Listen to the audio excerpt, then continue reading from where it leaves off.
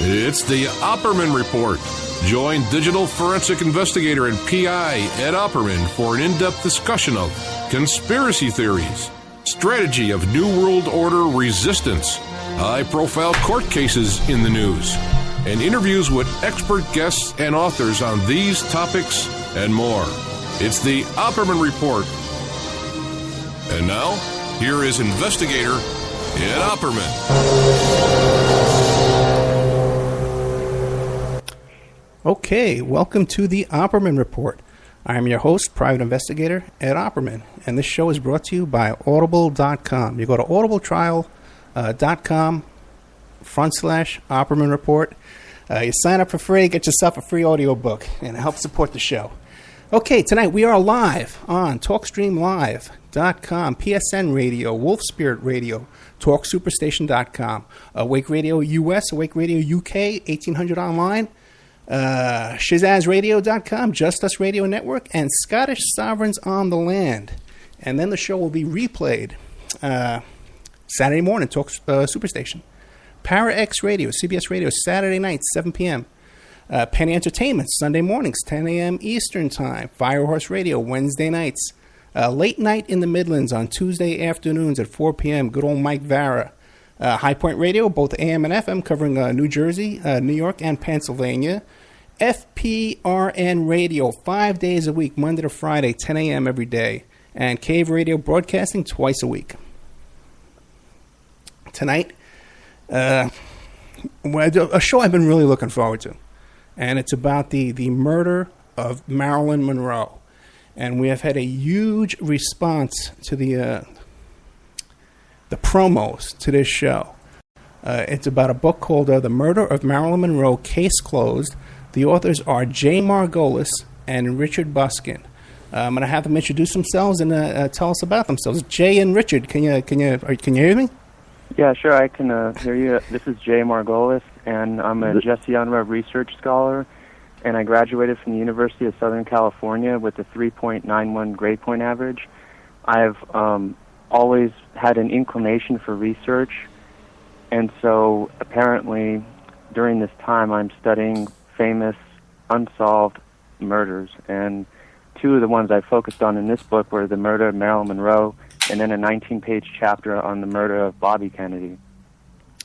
Very good. How about you, Richard? Okay, so Richard Buskin. I'm originally from London, England, now based in Chicago. New York Times best-selling author. I've written over 30 books, all non-fiction.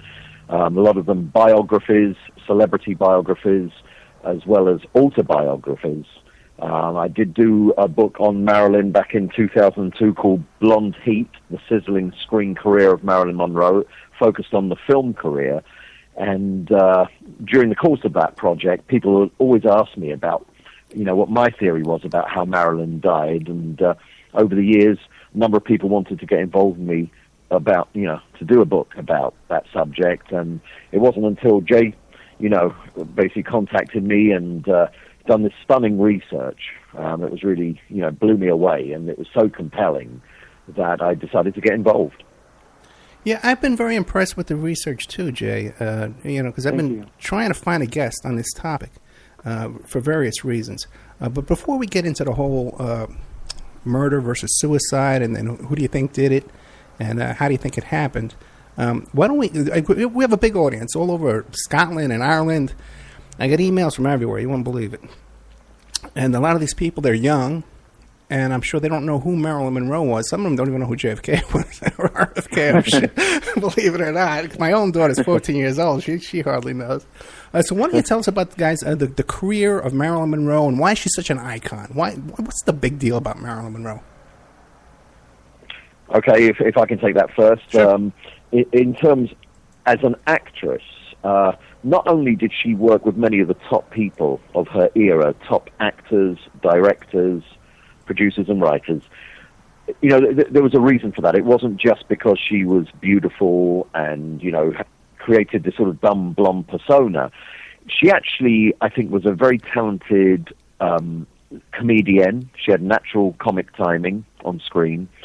And the thing that was really fascinating about Marilyn when I interviewed her fellow actors they said that when they were working with her on the set of the film, she would appear as if she had no technique. She would go up on her lines, she'd, miss her cues, she'd miss the key light, and seemed as if she didn't know what she was doing. And yet, when they saw the results on screen, they were just remarkable. And I had one person after another tell me the same thing. They didn't know that other people had been telling me this.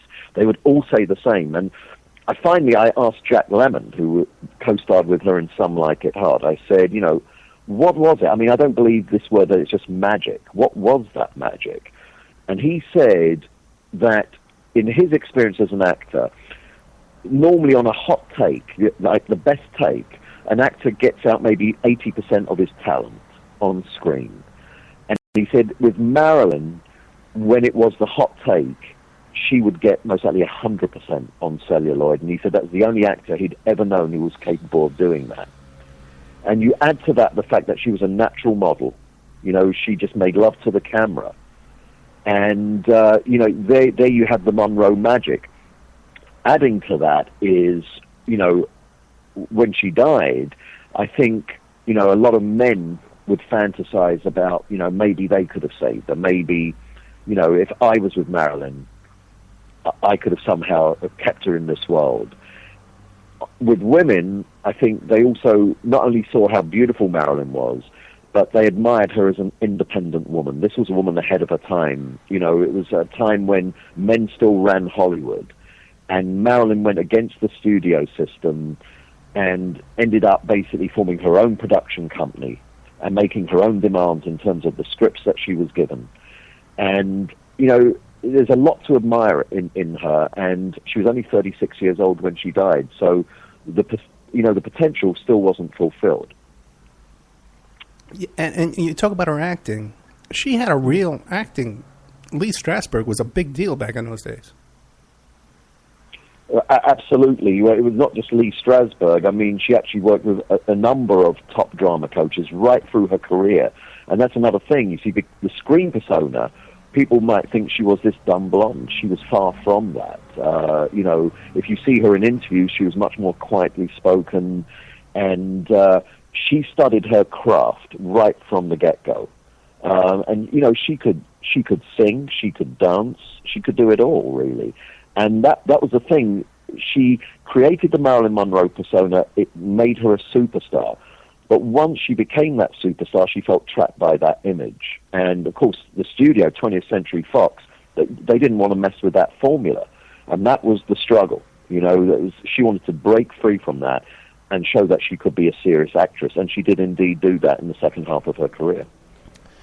Now, the early life of Marilyn Monroe, she was like in an orphanage, right? Like a foster child. Her mother was in a mental institution, stuff like that. How did she get from there to being in the seat of power with the Kennedys and Sinatra and all these? Well, she had this best friend of her mother named Grace Goddard, and she just really hammered in her this idea that she could, be like the movie stars that she'd take her to the theaters. And so that, from a very early age, became a dream of hers, which she has discussed to Aunt Anna Lauer, who was the aunt of Grace Goddard. And there was no family involvement, with Aunt Anna, but Aunt Anna Lauer became a very strong influence in Marilyn's life.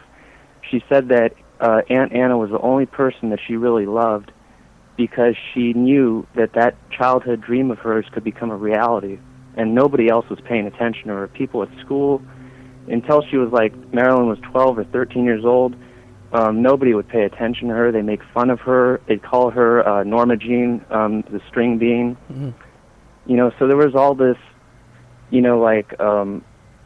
all these things stopping her from realizing her dream, but she just kept pushing. And the people who realize their dreams, they keep pushing until they actually make it, and that's what she did. And she became Marilyn Monroe.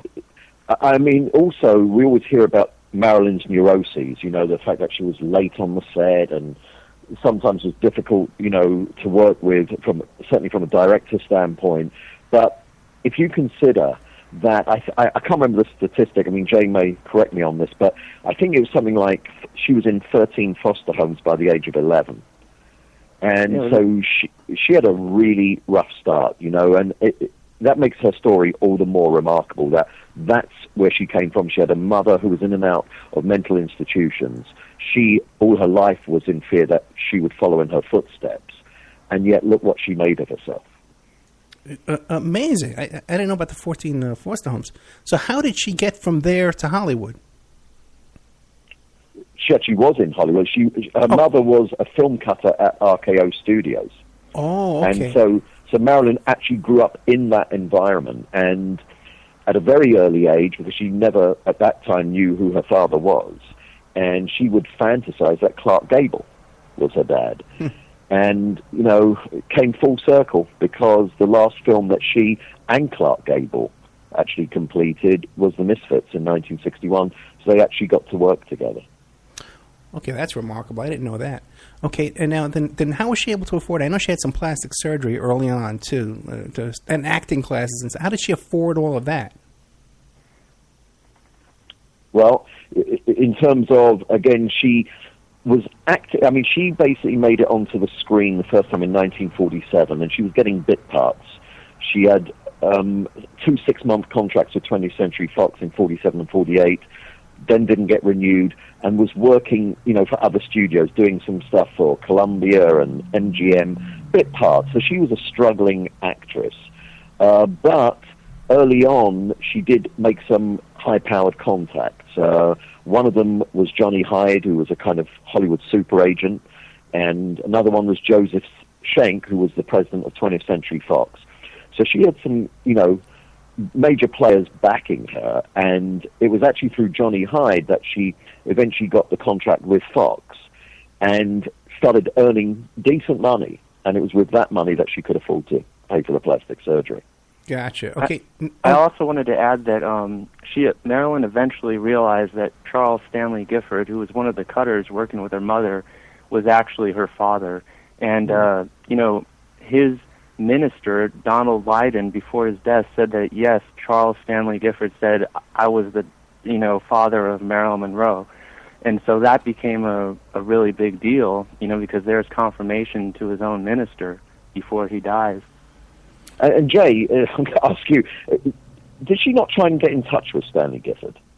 Oh, she did. And in fact, you know, there was a situation where he says, you know, I have a family now, and this could really, you know, make my wife feel bad, my current wife. And so he didn't really want to, you know, touch it with a 10-foot pole at that time, because he didn't want to supposedly bring shame on his family.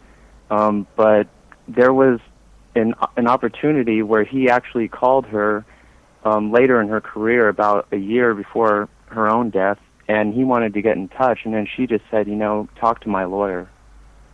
You know what, guys? That's not unusual. I do a lot of locates, you know, adoption, relocations, reunifications, or kids who want to find their long-lost father, their long-lost mother. And usually with women, they'll find their father, their long-lost relative, and they'll meet with them once, and that's it. And men will find them, just find them, and never contact them.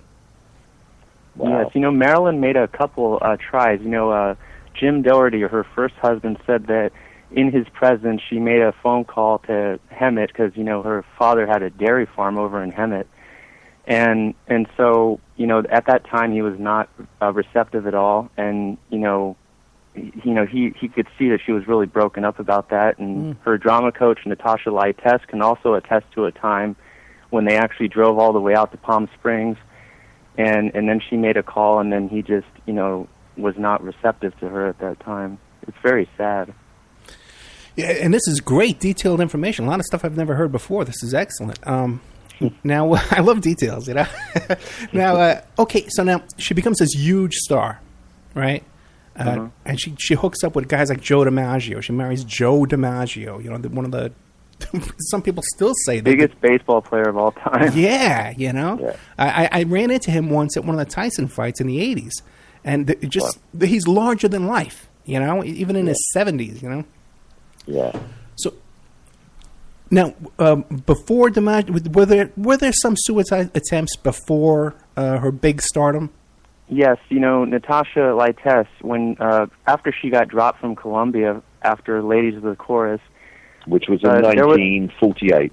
Right, 1948, and Natasha Lytess found her with a bunch of Nebutol pills in her mouth and said, "What have you done?" And Marilyn is just like, "Well, I can't go on if I can't act," and so she felt very dejected after that rejection by Columbia.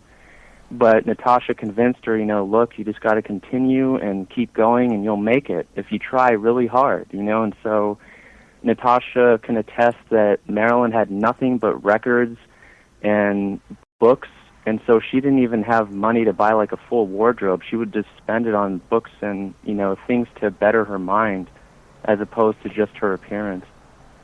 It's interesting you say that as well, because when she was a bit part actress, often those people would have to supply their own wardrobe. And so I know there's one particular sweater that Marilyn wore, is like grey and black, and there are photos of her in 4 different films where she's wearing exactly the same sweater. I mean, she really struggled to make ends meet at the beginning. Oh, exactly. She would borrow it from the actual studio wardrobe. Yeah. Yeah, that's what happened there. Did she also do some nude modeling? Well, it was always very, it wasn't tasteless, okay? She did the calendar, which became famous, but she asked Tom Kelly, the photographer who was present with, his wife, she said, "Your wife must be present during these shots," Natalie Kelly. And she just basically told Tom Kelly, "Look, this isn't going to go anywhere, is it? I don't want to be recognized." This was before, stardom. And so he paid her $50 so that she could, just make ends meet. I mean, she's at the studio club. They give her some meals there, but it's just some boarding while she can, make her way. And in fact, that was 1949, so $50 then was actually a fair amount of money for her. That calendar shoots kind of came and went. It was when she became a star that it suddenly got revived, and suddenly it was like, well, there are these new shots of Marilyn. So that's when it really became kind of national news. It definitely propelled her as a movie actress. It helped tremendously. It was like publicity that nobody could buy. I mean, for $50, come on, that was worth it. Yeah.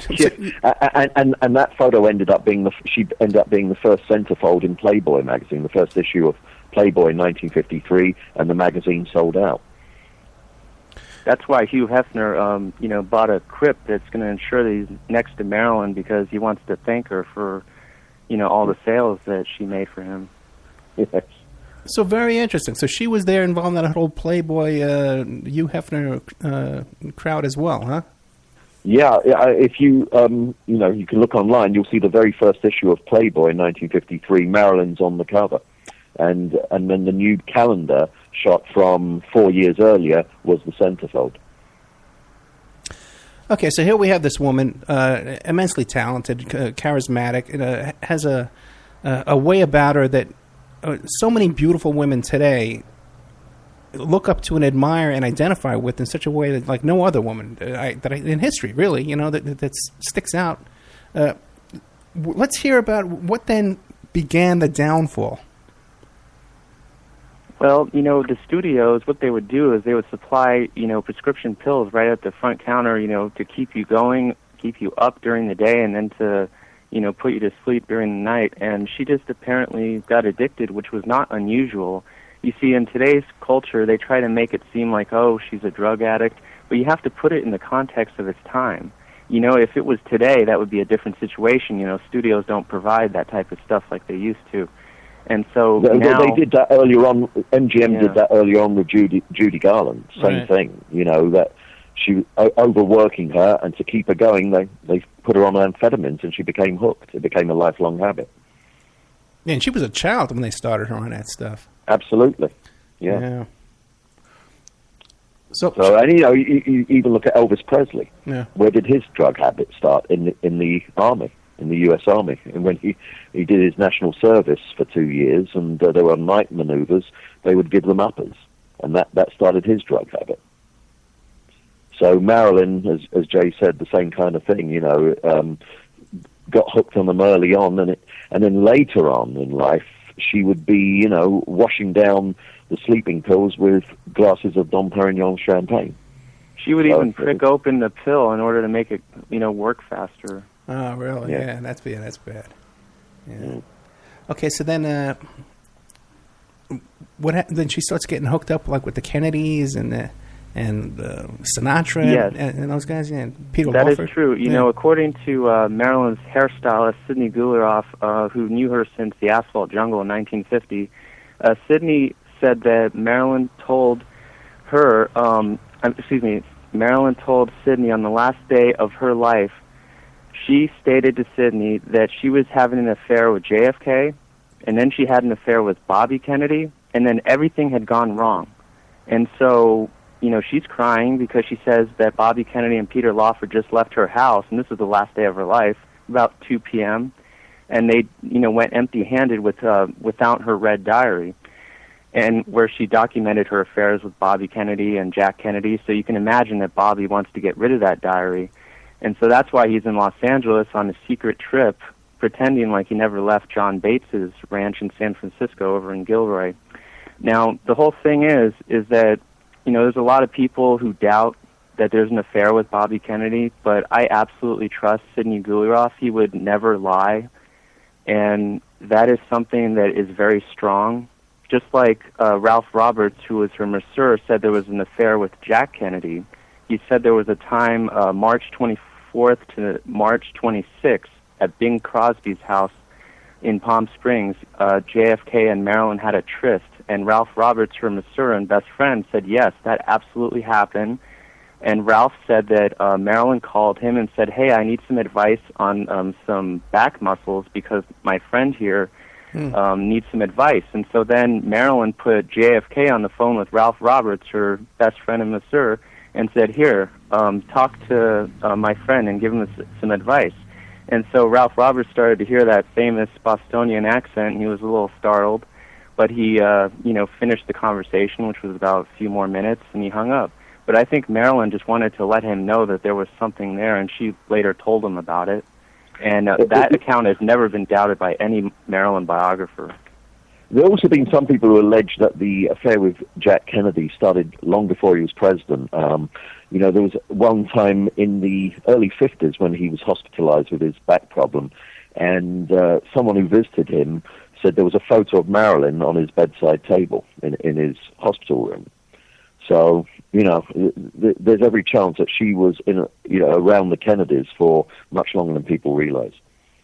Exactly. In fact, there's Arthur James, who in the mid-1950s at the Malibu cottage, he actually saw Marilyn and JFK together. So it's very clear that they met years before that, and before he even became president. Very interesting. Now, but also, she was also involved with some organized crime guys as well? When you say involved, I would never suggest sexually. You must mean like, was she friends with people like Sam Giancana? Yeah. She was acquainted with Sam Giancana, but she was not sexually acquainted with him. Okay, but now also too, she was under FBI surveillance, and also they found many. Her phones and her home were wiretapped. That is correct. Okay. The FBI has been surveillancing her, ever since the mid-1950s, especially during the time of Bus Stop. And her house was surveillanced by Fred Otash. You see, he contacted Bernard Spindell, a famous expert wiretapper, and Bernard Spindell said, look, Jimmy Hoffa wants to get a derogatory profile on Bobby Kennedy, on Jack Kennedy. What could we do? And Fred Otash says, okay, I'll go to the Lawford house. I'll go to Marilyn's house. We'll bug them. And there were bugs on the phones. There were bugs in the bedrooms. And they picked up all the sounds. And Fred Otash said that they would be activated when the Kennedy boys were in town. And sure enough, it picked up, an affair with Jack Kennedy and then Bobby Kennedy. And Fred Otash said that there were more tapes made on Marilyn and Bobby making love than there were on Jack and Marilyn making love. Also, I've seen, under the Freedom of Information Act in the last few years, certain documents from the FBI files on Marilyn have been released. And I've seen some of those documents. And, there were documents from the early 60s when Marilyn was associating with people who the feds, perceived as sort of rabid communists. Right. And they were actually tracking her. I've seen these documents, and they were initialed by J. Edgar Hoover. So he was fully aware of all this. And it's kind of scary, because in these documents they're sort of saying, she was seen going into this hotel with this guy, at this time on this day, and then this time she emerged from the hotel. I saw another document where she was at a party with Bobby Kennedy, and this was brought to the attention of J. Edgar Hoover. And in that document it says that she was, that Bobby was overheard divulging certain state secrets about the Cuban Missile Crisis to Marilyn.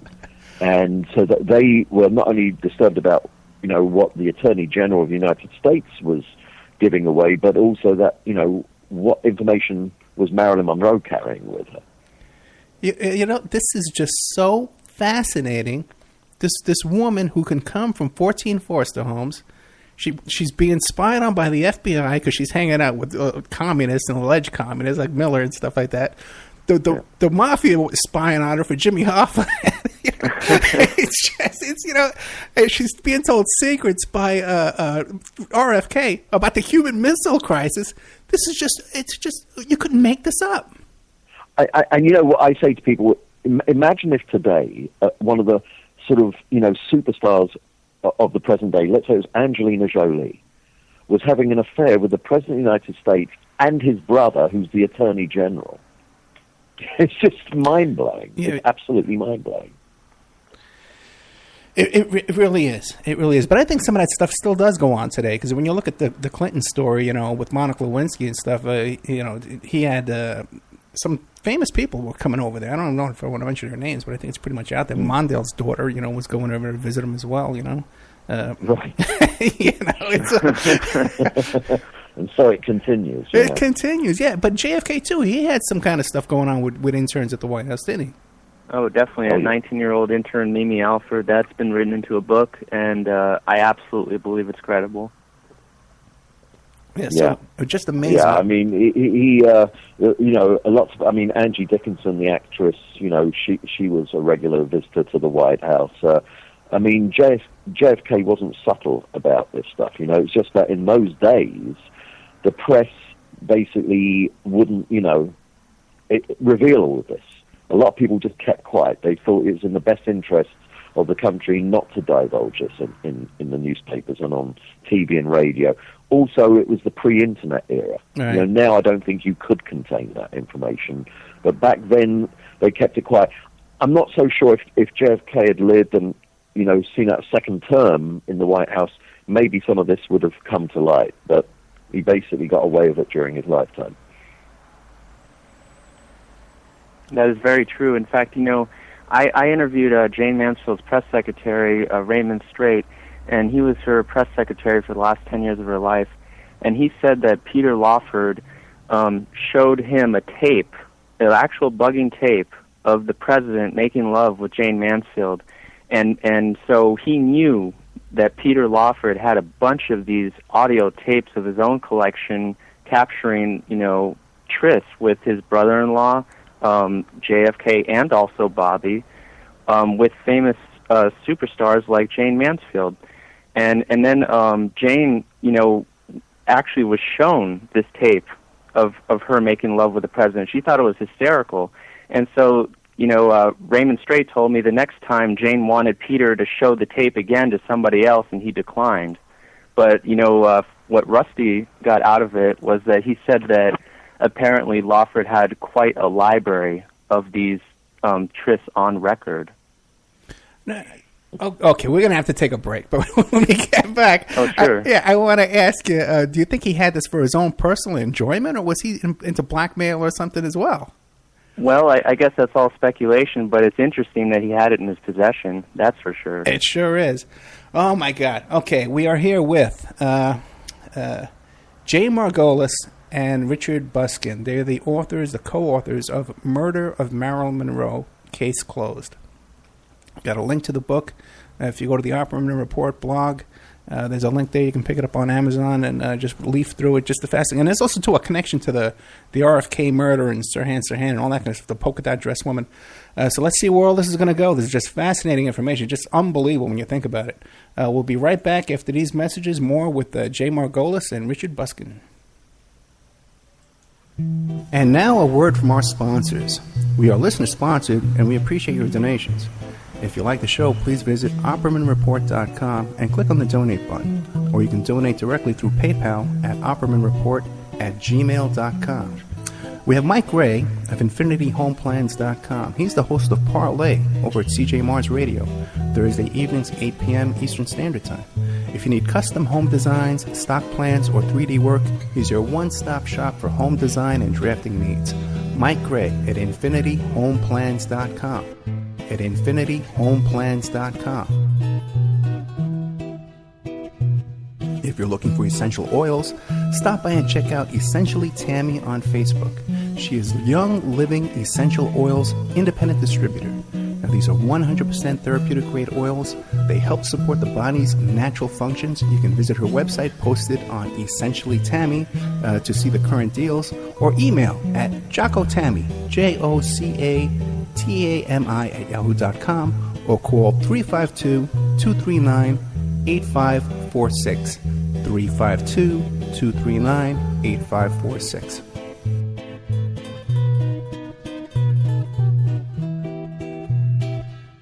Hey, if you need a private investigator, go to my website, emailrevealer.com. We offer asset searches, locates, skip tracing, adoption investigations, online infidelity investigations. We can recover deleted text messages from a cell phone or trace an email to online dating websites to catch people cheating. That's emailrevealer.com, or you can call 800-572-9762.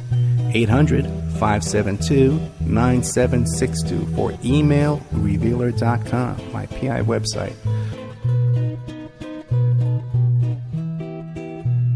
Pacific West Bamboo.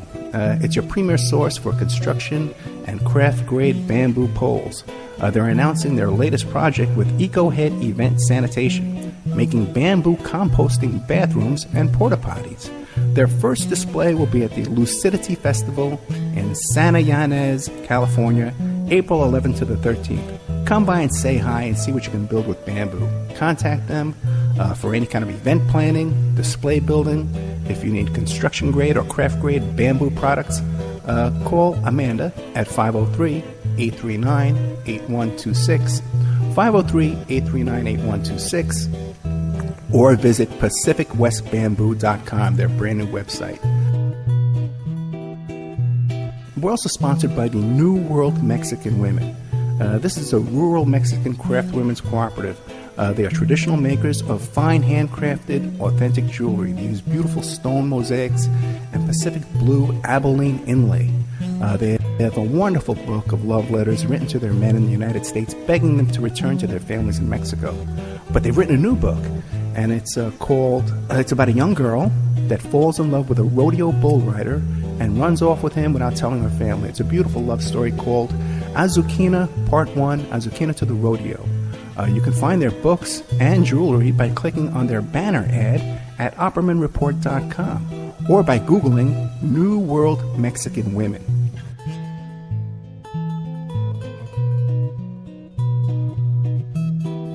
You can also promote your business or website right here and have your ad played all over the world 7 days a week by emailing OppermanReport@gmail.com or calling 800-572-9762.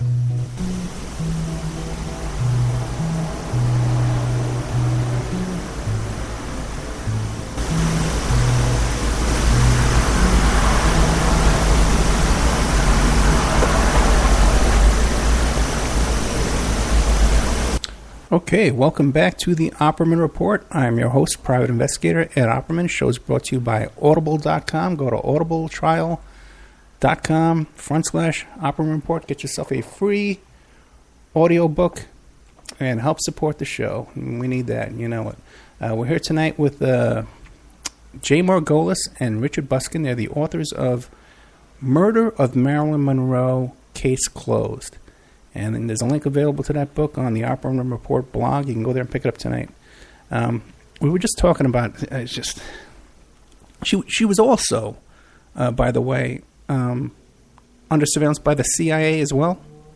That is correct. There's even a CIA document dated August 3rd, 1962, which is one day before she's murdered by Ralph Greenson, and in which the document, it says that they're very aware that she is going to hold a quote-unquote tell-all press conference, and they're also aware of what they call her quote-unquote diary of secrets, in which she documented the plot to kill Castro, which is something that's a national security threat. Nobody's supposed to know what the government is doing, when the public's not supposed to know about that.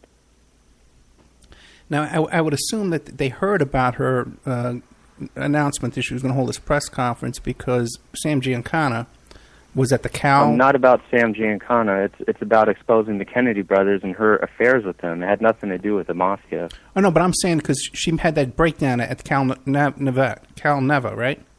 Cal Neva Lodge, Right. July 27th to July 29th. Yes, there was a problem there. She was molested by gangsters Johnny Roselli and Skinny D'Amato, in which Joe DiMaggio did not forgive Skinny for about 20 years after that, and I'm surprised that he forgave him then. But he knew that he was responsible for that. But Sam Giancana had nothing to do with that. Oh, no, but he was present there, though, right? He was present, yes, that weekend he was. Okay. So was Frank Sinatra, Buddy Greco. Right. Yeah. Who took those last pictures? They're not the last. They're not the last professional picture. That goes to George Barris on July 13th, 1962. But they're the last candid, personal pictures, if you will, of Marilyn Monroe at the Cal Neva. Okay, I've never heard that story. Tell us what happened at Cal Neva. Tell us what happened that weekend. Well, she was invited by Frank Sinatra. He thought that maybe this would, be something good for her just to come over to his resort for the weekend. And, of course, Joe DiMaggio was, he found out that she was going there, so he showed up. And there was some friction between Frank and Joe. And during the time, Marilyn was fed these pills by D'Amato and Roselli, and they took advantage of her. And, Frank, all he saw was the fact that she was drugged up. He didn't know how. And so he just basically said, get her out of here. And there were people taking her under each arm out of the Cal Neva. There were witnesses that saw that. Yeah, and isn't that when she was yelling, hey, I'm going to, blow the lid off everything? Yeah, she was going to say that, yes, I'm going to expose the Kennedy brothers. She did say that when she was in her... in that state, she was not in control of her faculties. Yeah, and Joe DiMaggio never forgave, Sinatra for that and for what went on that weekend, because the word got back to him. And, that's why when Marilyn died, none of them were invited to the funeral. Joe took charge of the funeral, and he made sure none of them went anywhere near it. Yeah, that's interesting. Yeah, I think it was only 25 people who came to the funeral, right? About 30. Oh, about 30 people. Okay, and none of those Rat Pack, Camelot people, none of those people came? None of them were allowed. In fact, it's very sad because even Ella Fitzgerald was turned down. That's really sad. She was a very close friend of Marilyn's. Okay, that's interesting. I had never heard any of that before. I never knew she was raped over there at the Cal Neva. Yeah. Okay. It's a very sad event. I'm sure that... I'm very surprised that Joe DiMaggio forgave Skinny D'Amato for that. That, to me, is surprising. Let me ask you guys a question, because now Geraldo Rivera was supposed to do a story about Marilyn Monroe and his connection to the Kennedys, right? Are you guys familiar with that? I've heard about it. Yeah. Do you know what was in that report? No, I don't. No, I don't. If it has anything to do with the mafia murdering Marilyn, that's absolutely false. No, that's a very popular alternate argument to the Kennedy involvement. Yeah, I don't think it is. I know that he had this report that he was going to do about Marilyn Monroe and her connections to the Kennedys, and I think even about her death as well. And the story was silenced by ABC 2020. They wouldn't put it on. And 2020, maybe it's with Sylvia Chase, where Fred Otash was being interviewed, and in that interview, which was suppressed, I believe this is what you're talking about. Okay, go ahead. And in the interview, Sylvia Chase is asking Fred Otash, he said, "You heard these bugging tapes?" And Fred says, "Yeah, they were running the day of her death." And so he says, "Well, what is Fred Otash saying about it?" And so Fred Otash said that he heard Bobby Kennedy have a violent argument with Marilyn Monroe, and because, he had allegedly promised to leave Ethel and marry her. And so even though Marilyn, didn't actually think that was going to happen, she's just mad that he didn't keep his promise, so she's sticking it to him.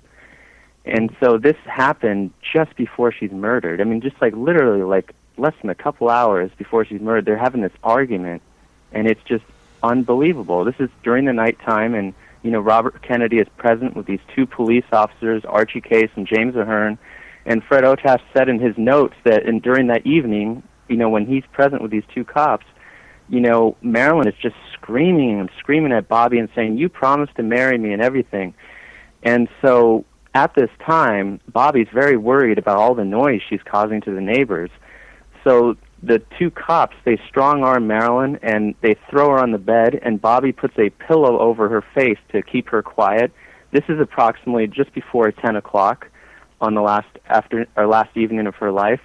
And so Bobby's overheard on wiretap saying, "Give her something to calm her down." And so at this time, Archie Case and James Ahern, they take a needle out of their medical bag, and they give her Nebutol injections into the jugular vein in her neck and behind both knees. In fact, one of those two cops gave her an injection into the left armpit earlier in the afternoon. And this is documented in our book. And so what they're trying to do is they're just trying to make her not be so hysterical.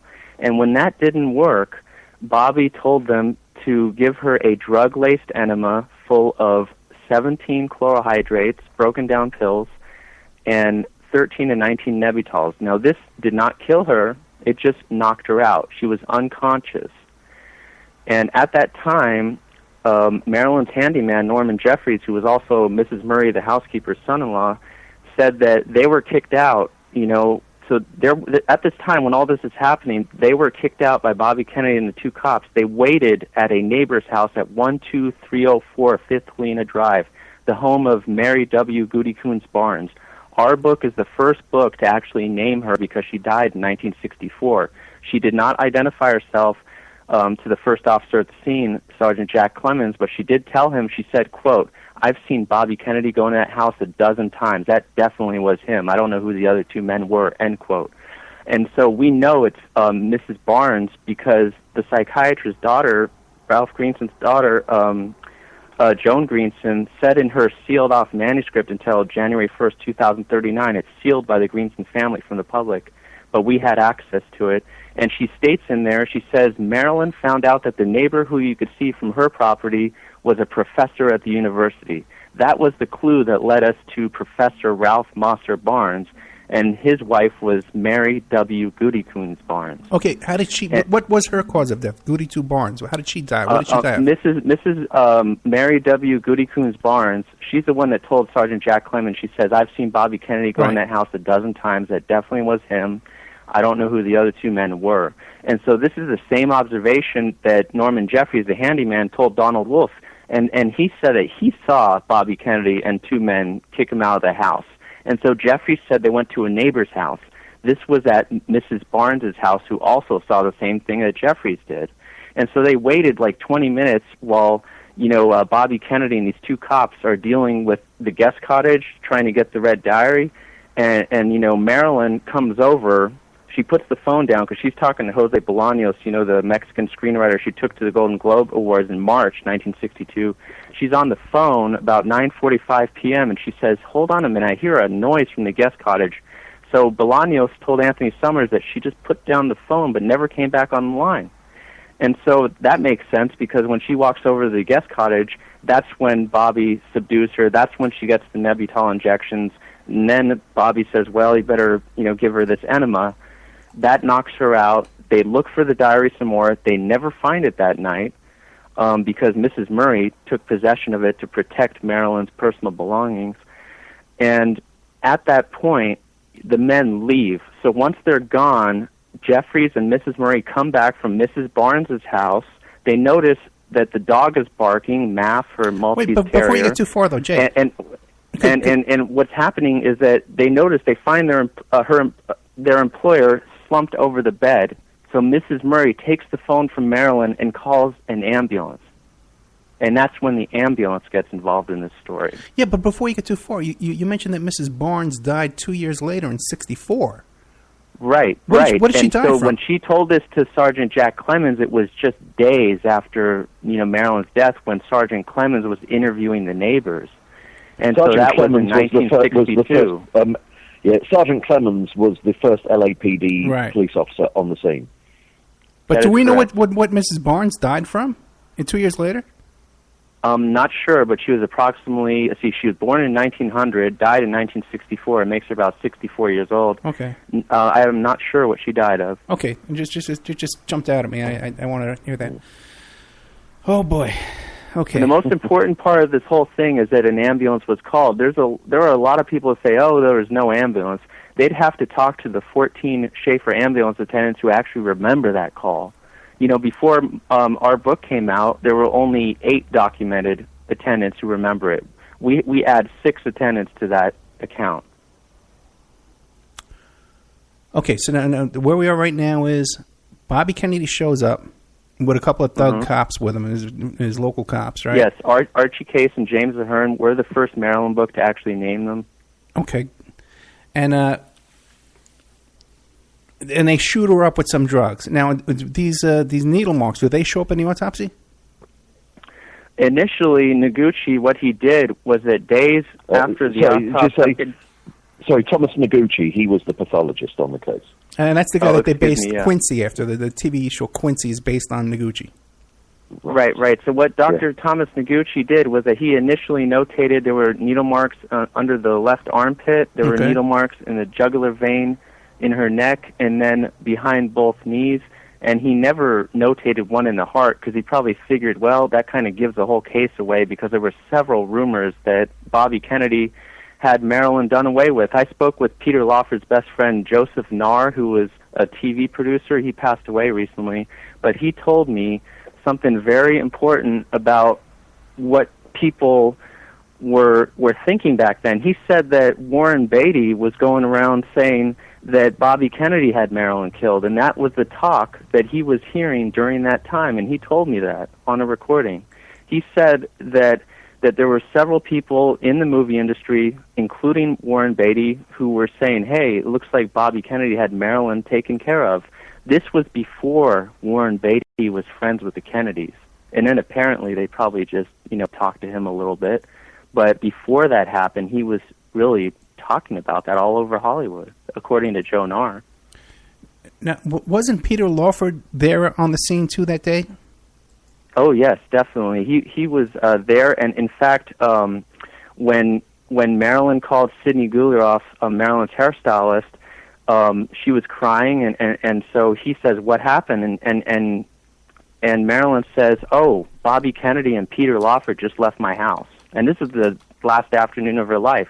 A few hours later, she's dead. And that's interesting, too, now, because wasn't she supposed to go to... She was invited to Peter Lawford's house for dinner that night. That's just a cover story. That is just, the stuff that they want you to think. So, see, the official story that the Kennedys love to promote is that Peter Lawford immediately got on the phone with Marilyn, and she says, oh, I'm too tired. I think I'm just going to stay here. And it's just baloney. That's a baloney story. Okay, because the impression I had gotten was that perhaps Peter Lawford was luring her over to his place where they could do the job there. No? No. Okay. She was in the guest cottage when she died, and that was when Bobby Kennedy was not there when she was murdered, but he was there to knock her out with that drug enema, and then he wanted to make sure that he left the house right after that, and that's what he did. And the housekeeper and the handyman came back, saw Marilyn in distress, unconscious. They did the right thing. They called an ambulance. And at that time, Bobby Kennedy was not there. They found her in the guest house, or they found her in her bedroom? In the guest house, because she walked over to investigate the noise. She was initially in her main bedroom when Jeffries and Murray, had left the house when they were kicked out by Bobby and the two men. Gotcha. But, then Marilyn herself walked over to the guest cottage because she was investigating that noise. Gotcha. And that's when she ran into Bobby Kennedy, and they subdued her, and they made her unconscious. Okay, so then the housekeeper, her son, return. They find their... the son-in-law returns, and they call Schaefer Ambulance. There are 14 attendants who remember this call, and Edgardo Villalobos told me in a first-time interview, he said that he remembers the call, and he said that the people who got the call were James Hall and Murray Leibowitz. And those were the two attendants, he said, responded because Edgardo Villalobos says, that he got the first call, but he was too far away. He and his partner, Larry Telling, they couldn't have gone to Marilyn's house from Beverly and Western to Brentwood. If they had gone 100 miles an hour, they'd never make it. And so, Edgardo Villalobos said, James Hall and Murray Leibowitz, they were in Santa Monica, and they were right around the corner. They were able to respond very quickly. And so this is where the story takes off, is that the attendants, they arrive, Hall and Leibowitz, they arrive at Marilyn's house. They see that she's in distress. They were led into the guest bedroom by Pat Newcomb, her publicist, who claims that she wasn't even on the scene at this time. Hall says that Pat Newcomb was screaming, she's dead, in there, I think she's dead. And James Hall is trying to figure out what happened so he can respond the best way he can. He says, what's wrong with her? And Pat Newcomb says, I think she took some pills. And so, James Hall smells her mouth. He notices there's no odor repair. There's no odor of drugs. That means that the chloral hydrate did not orally enter her system. And it couldn't have been injected because then she'd be dead before the ambulance got there. The only way it could have gotten in there was the drug enema, which, Kennedy and the two cops gave her. And so, let me stop you there, Jay. He thought it was really strange that here's a woman who's a purported overdose. There's no smell of the drugs near her mouth. Jay, but if you administer an enema, there's fecal matter that comes out, the stains on the mattress, the stains on the pillow, on the sheets. Exactly, and that's why Sergeant Clemens said that that Mrs. Murray was washing the sheets. In fact, James Hall said that all the sheets were removed when he got there. He said that there was no sheet, there was no blanket, so presumably it had been removed because it was all soiled. And so before what happened was that she was leaning downwards, face down. Marilyn was face down when Murray and Norman Jeffries found her. But when James Hall and Murray Leibowitz got there, she was face up. So somebody moved her from face down to face up between the time that Mrs. Murray called the ambulance and the time that the ambulance actually showed up. And there was a reason for having her face down and face up, right, Jay? Yes, definitely. But, that actually is more relevant to after her death because they faced her down in order to make the post-mortem lividity, go to the front of her body. In fact, Noguchi, in his own official autopsy report, he notices there's lividity in her face and also in her chest, which would disguise a needle mark in her chest by Ralph Greenson. And see, this is where the ambulance attendants are trying to help her, but they're interrupted. They say that they could safely take her to the hospital, but all of a sudden, this guy in a business suit says, I'm her doctor. And he says, give her positive pressure. So James Hall says, well, you never, go against a medical doctor. You could lose your license. And so he says, okay, I'll take off the resuscitator. He takes it off, which was doing its job. And then Greenson pulls a hypodermic syringe with a long heart needle, about a foot long, and fills it with a brownish fluid, which is not adrenaline, by the way. And he says, I got to put this between the blank and blank ribs. And then he just very roughly injects it into her chest, and then it kind of goes at a strange angle. So James Hall says that Greenson just kind of leaned on it and just forced it right into her heart. And at this point, about a minute later, she expires. There was a sound of like cracking ribs and everything. It was they were treating her like a piece of meat. Well, let me ask you this. It was very brutal. Explain, who is Greenson and how did he wind up on the scene? Who called this doctor to show up? Okay, Mrs. Murray called Greenson because Norman Jeffries said that Mrs. Murray first called an ambulance, Then she called Greenson, who said he was nearby and he'd be right over. And then Greenson says, call Engelberg. But, here's the thing. Greenson, sorry. I know, so one second. Greenson is a psychiatrist to Marilyn Monroe, and he's been treating her. But here's how he gets into the whole picture. His motive is, number one, he's sick and tired of treating her 6 to 7 times a week, all hours of the day. And the thing that put him over the top was that it wasn't really known that he was having an affair with Marilyn. And so Bobby Kennedy found out that, Greenson's having this affair with Marilyn. He calls up the doctor on the last day of her life, according to Peter Lawford, and Peter Lawford says that Bobby lied to Greenson and tricked him into thinking that not only would she go public on Monday morning at this press conference with Bobby and Jack, but Bobby said, she's going to go public with you too, Greenson. And so that frightened him. His whole psychoanalytic career that is absolutely burgeoning, it's going to go to nothing, over this whole thing. And so he decides that, being an egomaniac that he is, Greenson says, well, why shouldn't I do it? And so he's convinced to do it. That puts him right over the top, that his affair could be exposed. But the whole thing is that Marilyn only intended on exposing Bobby and Jack, not Greenson. So Bobby used Greenson to get rid of Marilyn. And it's as simple as that. Greenson is not even a medical doctor. He's a psychiatrist. That's correct, and that's why he hired Dr. Hyman Engelberg, who was her medical physician. And so, but the whole thing is that his whole career is on the line. And the most important thing about this whole case is the fact that, this was reported in the district attorney's report in 1982, and they say that Hall alleges that he saw somebody who identified himself as her doctor had injected her right in the heart. And so now the case is, do we prove this or we disprove it? And it is absolutely proven to be true, because Hall knew things that nobody else knew. Not only that, but Murray Leibowitz, Hall's partner, told Donald Wolfe in 1993 that yes, Hall is telling the truth about Greenson and the heart needle, and yes, she died in the guest cottage, and yes, I went with him. I interviewed Murray Leibowitz's widow, who's like 98 years old, and she said yes. When we saw it on television, she said that her husband had told her that Hall did go with her husband. So there are a lot of people that try to say that James Hall never went there, and they also try to say that, he was paid for his story when he first gave it. That is not true.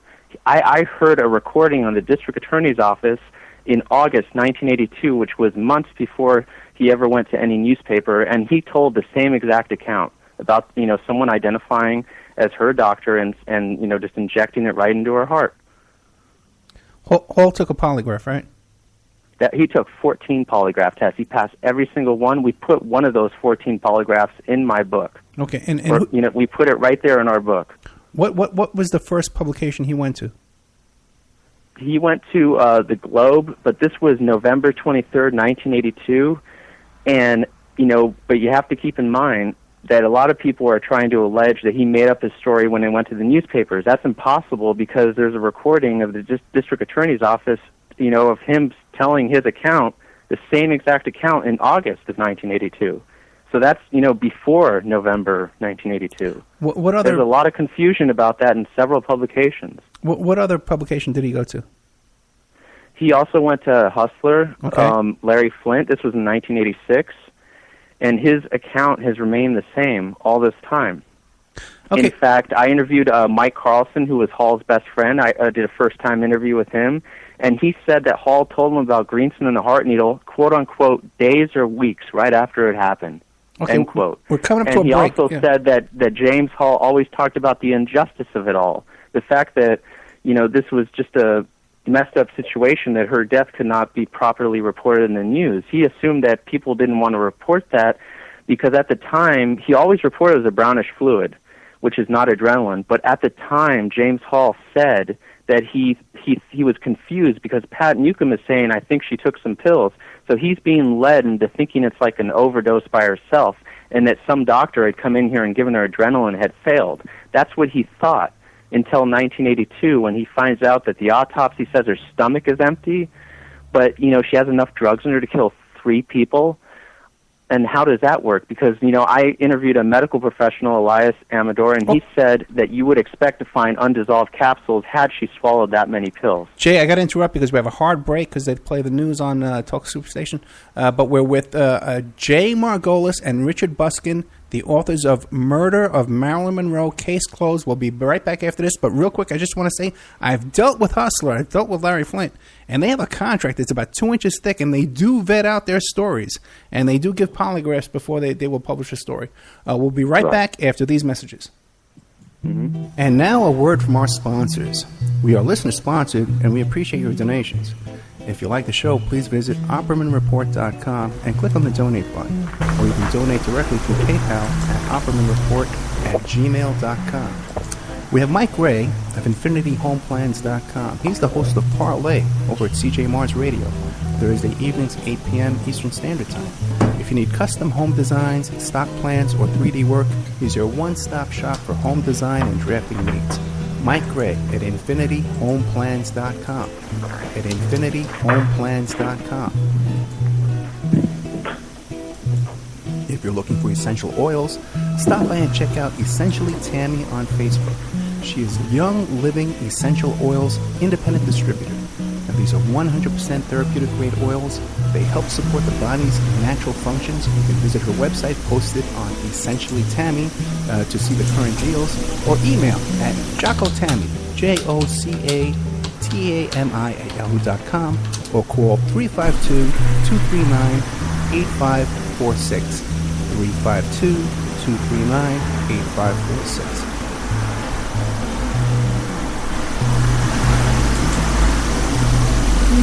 Hey, if you need a private investigator, go to my website, emailrevealer.com. We offer asset searches, locates, skip tracing, adoption investigations, online infidelity investigations. You can recover deleted text messages from a cell phone or trace an email to online dating websites to catch people cheating. That's emailrevealer.com, or you can call 800-572-9762. 800-572-9762, or emailrevealer.com, my PI website.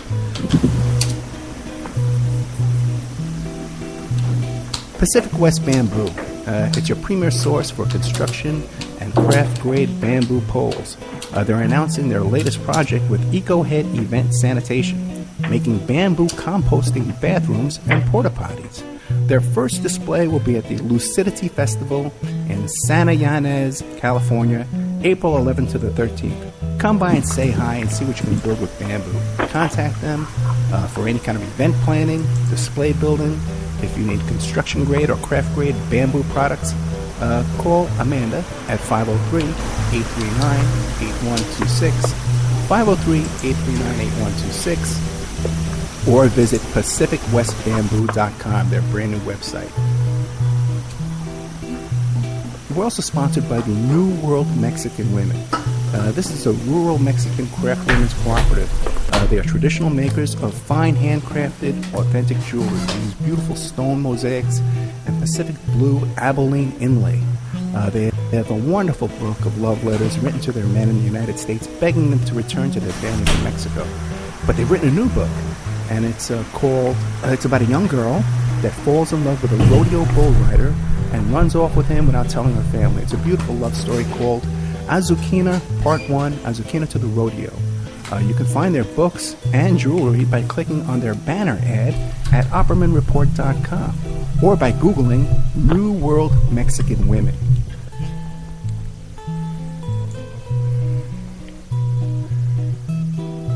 You can also promote your business or website right here and have your ad played all over the world 7 days a week by emailing OppermanReport@gmail.com or calling 800-572-9762.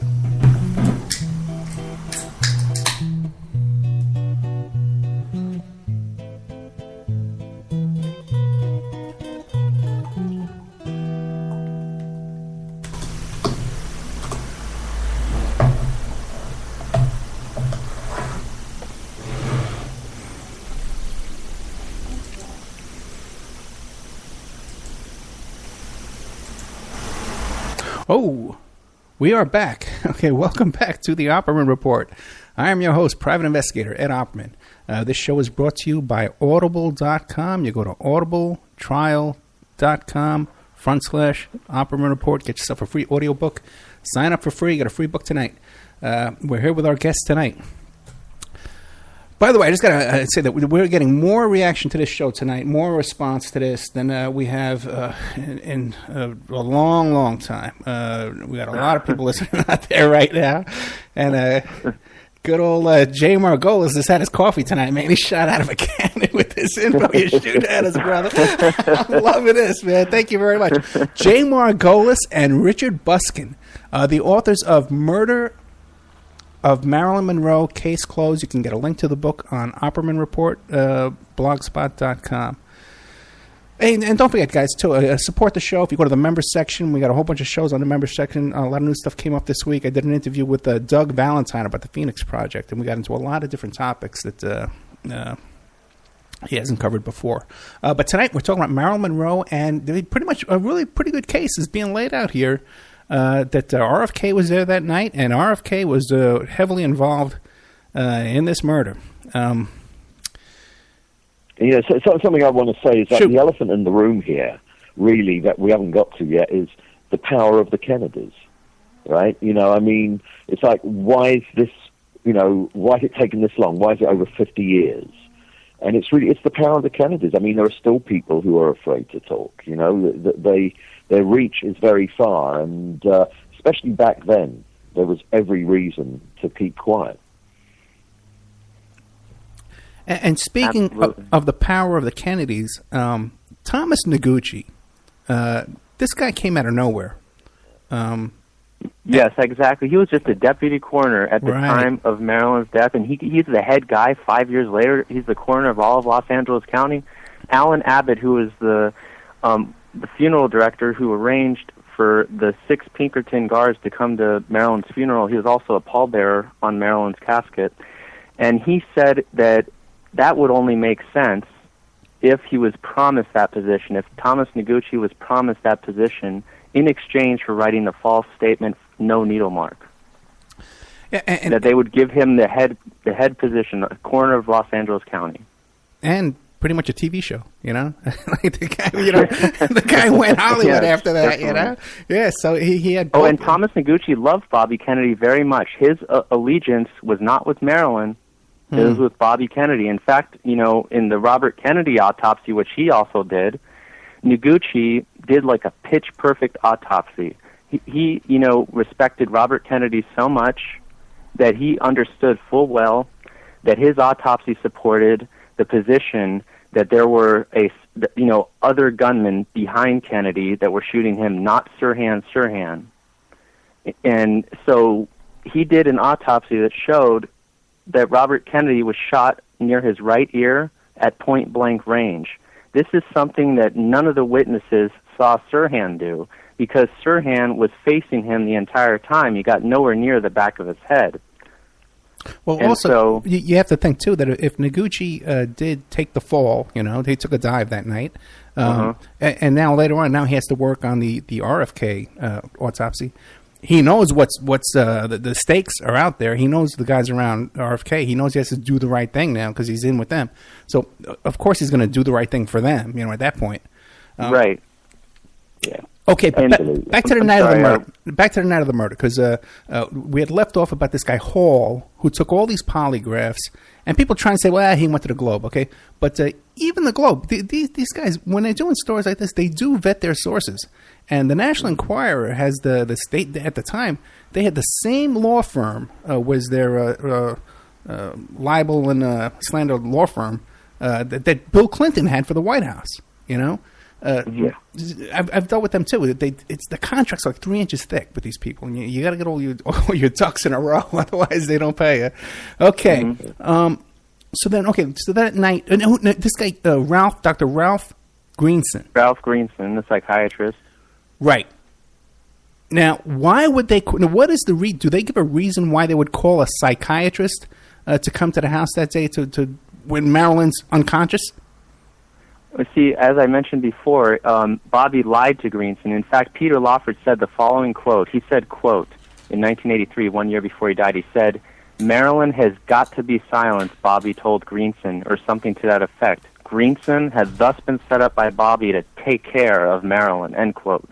And so, what's happening here is that Bobby's just lying to Greenson and saying that Marilyn would also expose the affair with Greenson, which is not true. Marilyn was only going to go public with Bobby and Jack. No, sure, I understand that, but what's the cover story? To answer your question, why Greenson? Okay, number one, Greenson was very heavily involved in her life. He wasn't just, the psychiatrist who she was seeing several times a week. She'd at one point moved into his home, which totally broke professional ethics.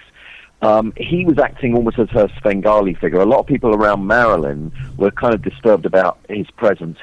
When she wasn't, she was turning up late for work, on her last uncompleted film, Something's Got to Give, and, things reached a kind of crisis point there that they just couldn't continue with her either being absent or late all the time. It was Greenson who was negotiating with the studio. It wasn't her agent, it was Greenson. And so you put that together with the fact that they've got the goods on Greenson. Bobby finds out that Greenson's been having an affair with Marilyn, so now they've got him on the hook. They can use him to do the dirty work. So he's a perfect guy. Oh, no, I understand. I understand he did the dirty work. And I understand that he was on the hook for RFK and blackmailed him pretty much to go do this job. But my question is, if the housekeeper called up Greenson and invited him over, there must have been a cop who somewhere along the line said to her, well, why did you call Greenson? Why didn't you call a real doctor, a medical doctor? No, because whenever there was something wrong, Mrs. Murray was always in the habit of calling Greenson. That was just standard operating procedures. Nothing suspicious about that at all. That's just something she was instructed to do in case of an emergency. Now, Greenson walked around with a medical bag with these heart needles all the time? No. That was provided by one of those two cops, Archie Case and James Ahern. And, they were all, even Sergeant Marvin Iannone comes into this whole story. You see, look, in fact, the reason Peter Lawford knows that Greenson killed her is because Hall himself asserts that as Ralph Greenson injected her in the heart, Peter Lawford and Sergeant Marvin Iannone entered the guest cottage. So there are a total of 5 eyewitnesses. There's Peter Lawford, according to James Hall, and there's Sergeant Marvin Iannone. Then there's Pat Newcomb, according to James Hall, and he said that she saw the heart needle too. And then there's Murray Leibowitz, his partner, who has since confirmed that James Hall is telling the truth to Donald Wolfe in 1993. And so you have 3 out of those 5 eyewitnesses, James Hall, Peter Lawford, Murray Leibowitz, Pat Newcomb, and Sergeant Marvin Iannone. You got 3 out of the 5 that say that Greenson did it. You got Peter Lawford, you got Murray Leibowitz, and you got James Hall. That's 60% that say that Greenson killed her as a murder. But in retrospect, what you're saying is right. It's absolutely ludicrous. You've got a psychiatrist turning up with a doctor's briefcase and pulling out this huge syringe with the heart needle already attached. I mean, as if he's walking around with that. Yeah, just on a hunch, because he runs into these things all the time. It's not like... And on top of that, there's this detective, Lynn Franklin, at 12:10 a.m., about 4 hours before Greenson officially calls the police. Peter Lawford is driving drunk. He gets pulled over on Olympic and Robertson Boulevard, which is like 7 miles from her house. Wow. And it's about 20 minutes after Greenson kills her, and you got in the back seat Bobby Kennedy. In the front seat next to Peter Lawford, you got Ralph Greenson. What is Ralph Greenson, Bobby Kennedy, and Peter Lawford all doing in the same car 20 minutes after Greenson injects her? They've been caught red-handed. Wait a second. Is there a police report of that? No, there's not, but he is a very well-decorated officer, Lynn Franklin. And he asserts that he was 40 years old when he pulled these people over. Okay. And he said that he didn't know anything about Marilyn Monroe until 4 hours later when, Greenson officially calls the police. So he didn't make the connection between Bobby Kennedy being in Marilyn's neighborhood until hours later. And he identified Greenson from the funeral footage, and he said, yes, that was the man that was next to Lawford, in the car. And Lawford just said, he's just a doctor. He's riding along with us. Okay, wait a second. That's how Lawford identified Greenson. Gotcha. This cop pulls over Peter Lawford because Peter Lawford's drunk. Big surprise there. He's hysterical because he thinks they're all going to jail. Can you imagine? Now, did the cop give him a ticket at least? No ticket. See, the cop said, well, because Bobby Kennedy was in the back seat and because he was on a first-name, basis with Peter Lawford, he called him Pete. He just gave him a warning, and because he told him, he said, well, you would have never gone to downtown Los Angeles. You're going towards downtown Los Angeles, so you would have never made it to the airport because you're going the opposite direction. And then according to Franklin, the officer, he says that Bobby Kennedy snapped at Peter Lawford and said, I told you, stupid. And so they end up turning around, and going the right way. They would have been going the wrong way if it wasn't for Franklin who pointed out the error. You've got to remember as well, when this cop pulls over the car and he sees Bobby Kennedy in the back, he's not just looking at the president's brother. He's looking at the Attorney General of the United States. No, I can pick up that gravity, okay? You don't give a ticket to him, Right, yeah. But now, and this cop just came forward on his own years later. Is he still alive now today? No. I believe he is, but I don't believe that he can speak. I think he's got some kind of thing there. Okay. But the thing is that this is just really amazing how you got all these people, 20 minutes after Greenson killed her, they got them all in the same car together. That to me is just like, it's mind blowing. That's a smoking gun, okay? But now if Lawford is drunk, yes. What does this tell us? Was this a spontaneous murder? Or could it... Lawford was an unwilling participant. There were forces greater than him, like Bobby Kennedy, that could not have stopped this from happening, even though he wanted it to. And Peter Lawford, he is quoted as saying, he said, I certainly think Marilyn would have held a press conference. She was determined to gain back her self-esteem. She was unbalanced at the time, and Bobby was determined to shut her up, regardless of the consequences. It was the craziest thing he ever did, and I was crazy enough to let it happen, end quote, from Peter Lawford. Whoa, where is that quote from? Yeah, go ahead. While Peter Lawford, obviously was this Hollywood star, he wasn't really an A-list star, but he'd been around for a couple of decades. But in his own way, he was a stargazer himself. He's the brother-in-law of the president, and he's in awe of him.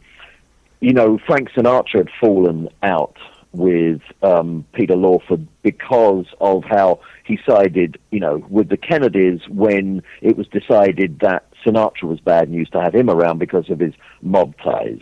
So Lawford, in a way, is a kind of spineless creature. That's what author Anthony Summers said back in the mid-'80s. He interviewed Lawford, and he said that himself, that he was a kind of spineless creature who would do the Kennedys' bidding. So, as Jay said, he was way overpowered by, what Bobby wanted to do. He eventually felt very bad about what happened. He realized what the Kennedys had done to Lawford himself, and he realized what they did to Marilyn. He said, I just got to tell the truth now. And a year later, he dies of, drug addiction and, alcohol addiction. It's a sad story, but I commend Peter Lawford for finally coming out and telling the truth. And his story, Lawford's account, completely corroborates the James Hall, the ambulance attendant, and Murray Leibowitz's assertion that Hall's account is true. So this quote you have of Peter Lawford, where does that come from? That comes from David Heyman's 1983 interview with Peter Lawford. You can find the quote on page 540 of his Robert Kennedy biography in 1998. Oh, my God. Wow, you would think this stinks to high heaven. Oh, definitely. Yes. You see, nobody had all the pieces, and they didn't put it together. You see, our book is the first one to actually juxtapose the ambulance attendant James Hall's account with Peter Lawford's. Nobody ever did that before, so they never saw the connection between the two accounts. I think they absolutely corroborate each other. I think the most important thing about James Hall's account is that he said that as Greenson injected her, Peter Lawford entered the guest cottage along with Sergeant Marvin Iannone, who always worked with the Kennedys. Now, what's important about that is that, people say, how does Peter know that Greenson had thus been set up by Bobby to take care of Marilyn? James Hall says he saw it. That's how. So it completely makes sense. Yeah, it does. Yeah, but now the Kennedys, they deny that RFK was even in L.A. that day.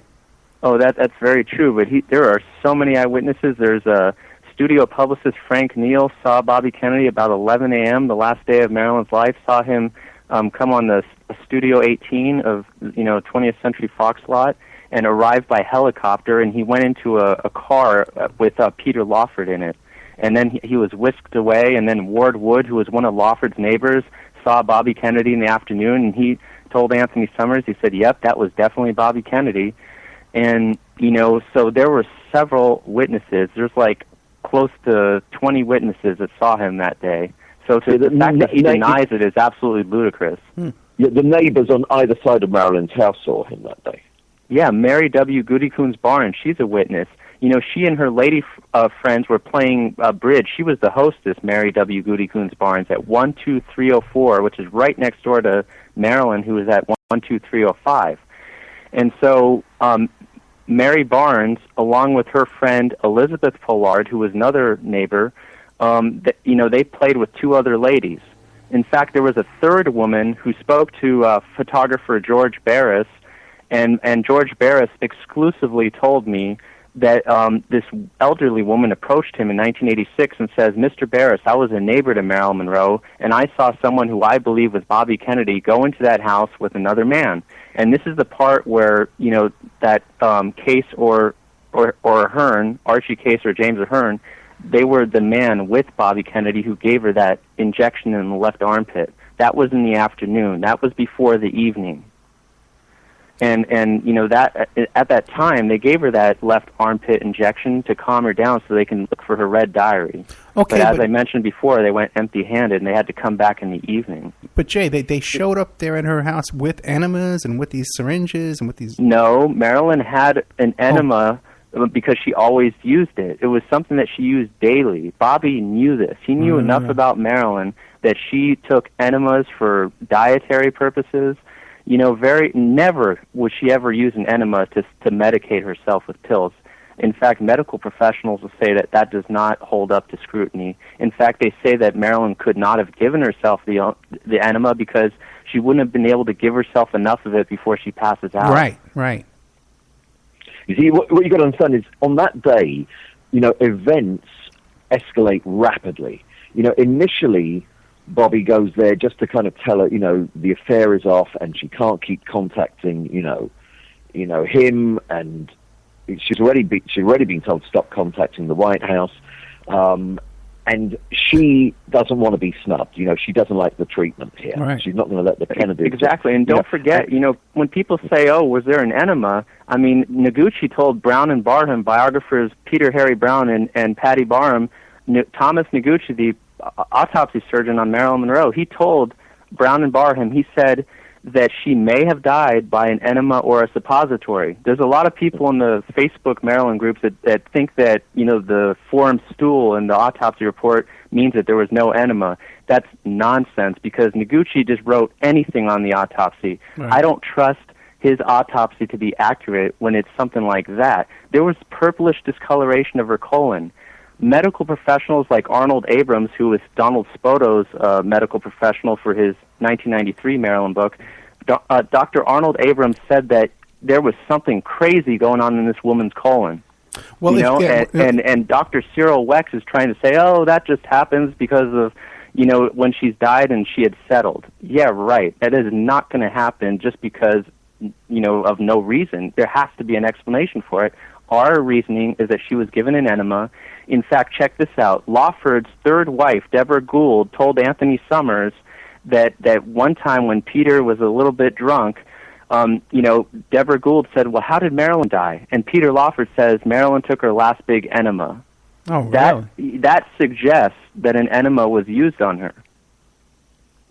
Well, if she was taking phenobarbital and Seconal, abusing it for years, that causes constipation, so you would need enemas in order to function. Absolutely, yeah. But Dr. John Miner said that a noxious substance such as the barbiturates could account for the purplish discoloration of the colon that he found at the autopsy. He oversaw it with Dr. Noguchi, and he believed that Marilyn was given an enema, but he, with no evidence, said that Mrs. Murray gave Marilyn the enema. There's absolutely no evidence that Mrs. Murray did anything but try to call an ambulance and help her. And the having to remove the sheets and wash the sheets would be an indication too of an enema. Oh, definitely. I mean, remember, James Hall said there was no sheet, no blanket when he was there, which is very suspicious. It means that everything was taken off there was a linen closet right down on the guest cottage. Blankets could have very easily dried her off, and she was placed face up when the ambulance men got there. So somebody moved her, wiped her off, and she was nude when the ambulance men got there. Right, she was nude, right. Which is very unusual. And that's another ludicrous thing, is that when the cops arrive, Mrs. Murray is doing the washing. It's like, really? Her employer has just died, right? And she's doing the washing. And it's very unusual for a woman to commit suicide nude. They get dressed up for it. They make that occasion. Is very true. Right. Yeah. Okay. You don't see that. In fact, there was a friend of Marilyn's, William Trevia, a costume designer, and he said that if Marilyn had committed suicide, she would have dressed up the prettiest self that she ever did, and then she would have killed herself. She wouldn't be looking how horrible she looks in those autopsy pictures. Yeah, they get their hair done. Women plan this. Now, the other thing, too, is what about a suicide note? There was no suicide note. There was no suicide. No, there was no suicide note. Now, I mean, think about this as well.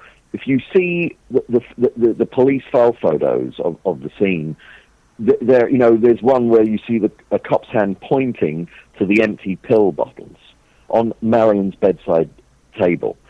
Every one of those bottles is sort of with the cap screwed back on, and they're in a neat row. Do you really think if she was swallowing all these pills, going to kill herself, that she would take the time to put the caps back on the bottles? And another good point too is that she didn't even have enough drugs on hand in order to match the levels of drugs that were later found in her blood. Now, she had a Nebutol prescription from Dr. Engelberg July 25th for 25 Nebutols. And then she had a refill one day before she dies on August 3rd, 1962. Now, Ralph Roberts, her best friend, said, well, I know from Mae Reese, her secretary, that Marilyn takes about 6 Nebutols every day. Wow. Do you really think that she's going to hold on to those 50 pills from Engelberg and then take 47 of them to match the amount in her blood? That doesn't make any sense for someone who takes pills every day. Well, also, too, there's studies you can do, too, because if you're taking pills, there's a point where you can't, you pass out. You can't keep taking them if you're taking them one at a time. And you pass exactly. out. She would have passed out before she could have taken them all. Right, and also, too, if you take them all at once, then you regurgitate. You throw some back up. So and there was no indication of vomit, according to James Hall. Oh, really? That's another point I want to hammer home, is that he said there was no indication of vomit. Well, that's interesting. Okay. Back to Greenson. Mm-hmm. Dr. Ralph Greenson. He was also Frank Sinatra's psychiatrist. He was, and then Frank won an Academy Award from Here to Eternity, and he said, "Goodbye, Greenson, you're done." He felt all his insecurities were over after he won an Oscar. Well, that's interesting. So Sinatra had a psychiatrist before Here to Eternity. That is correct, and that was Greenson. Yeah. And then, afterwards, he didn't feel he needed Greenson anymore. Was there an overlap when he was seeing both Sinatra and Monroe? Not at that time. He was seeing Frank first. So Frank first. She only saw Ralph Greenson only saw Marilyn during the last couple of years of her life. Wow. Yeah. Well, that's interesting because you can imagine the stories he heard from Sinatra. Oh, sure. In fact, Greenson really, according to colleagues, he kind of felt like he wanted to immerse himself in this whole Hollywood thing. Like, he got a real, jolly off of just knowing these people. It kind of just gave him this ego, Well, that's also a kind of part of the sort of backstory, which is a bit ugly as well, which is Marilyn suffered the fate that a lot of, high-profile celebrities have, which is, a lot of people around them all were trying to get their claws into them. And, so in Marilyn's case, you've got Greenson, but you've also got the Strasbergs. A lot of people really didn't like the way that the Strasbergs really had their claws into Marilyn and were draining her of a lot of money. And, Paula Strasberg, Lee Strasberg's estranged wife, was on the set of all the films, coaching her, much to the annoyance of fellow actors and directors. And then you've got Pat Newcomb, the publicist. Some people thought she was, also trying to, weighing with her influence over Marilyn. Everyone's trying to own her and get a piece of her. And for the person at the center of all this, the celebrity, Marilyn Monroe in this case, it's got to be really difficult. They don't know who to trust. They don't know, who's their friend. And wasn't Strasbourg in her will? That is correct. Yes, absolutely. Where did her estate go to? Most of it. Well, most went to Strasbourg out of any one individual. There was part of it went to her half sister Bernice, but she didn't get that money until years later because at the time of her death, Marilyn was trying to pay off all these other people. Like, for example, Norman Jeffries threw in like a bill for like $200 or something, and he had like the. Uh-oh. Did I lose you? Hello, Jay? Yeah, I think we lost Jay. I think we lost him. I know, Jay's on a roll, man. I was going to say Lee Strasberg also delivered the eulogy at Marilyn's funeral. Oh, really? Okay. Well, you know what? We got to take a break anyway, so let's take a commercial break, and we'll try and get Jay back on the line. Fascinating stuff, man. This is great information. We'll be back. We're here with tonight, the murder of Marilyn Monroe, case closed. Jay Margolis and Richard Buskin. They might have gotten Jay, okay? They might have silenced him tonight and took him out, okay, because we know too much. So everybody watch your back tonight. We got a hot show. All right, let's play this ad. We'll pull in Jay in a minute. And now a word from our sponsors. We are listener-sponsored, and we appreciate your donations. If you like the show, please visit OppermanReport.com and click on the donate button. Or you can donate directly through PayPal at OppermanReport@gmail.com. We have Mike Ray of InfinityHomePlans.com. He's the host of Parlay over at CJ Mars Radio, Thursday evenings at 8 p.m. Eastern Standard Time. If you need custom home designs, stock plans, or 3D work, he's your one-stop shop for home design and drafting needs. Mike Gray at InfinityHomePlans.com. At InfinityHomePlans.com. If you're looking for essential oils, stop by and check out Essentially Tammy on Facebook. She is Young Living Essential Oils Independent Distributor. These are 100% therapeutic grade oils. They help support the body's natural functions. You can visit her website posted on Essentially Tammy to see the current deals, or email at JockoTammy, JOCATAMI@yahoo.com, or call 352-239-8546. 352-239-8546.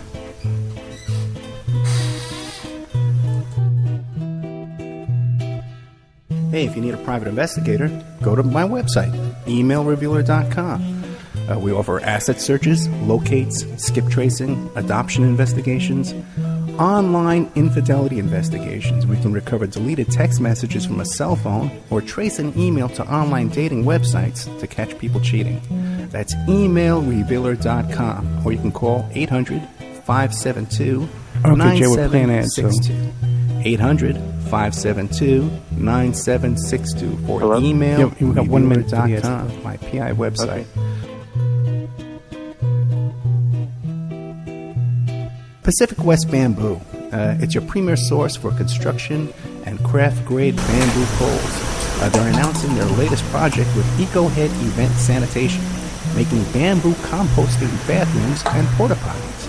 Their first display will be at the Lucidity Festival in Santa Ynez, California, April 11th to the 13th. Come by and say hi and see what you can build with bamboo. Contact them for any kind of event planning, display building. If you need construction-grade or craft-grade bamboo products, call Amanda at 503-839-8126, 503-839-8126, or visit PacificWestBamboo.com, their brand new website. We're also sponsored by the New World Mexican Women. This is a rural Mexican craft women's cooperative. They are traditional makers of fine handcrafted, authentic jewelry. They use beautiful stone mosaics and Pacific blue Abilene inlay.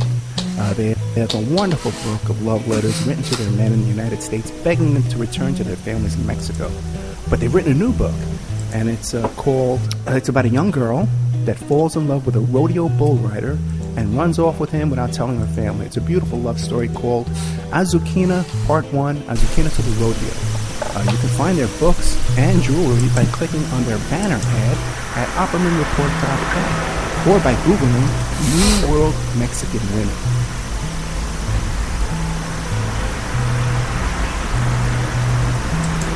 You can also promote your business or website right here and have your ad played all over the world 7 days a week by emailing oppermanreport@gmail.com or calling 800-572-9762.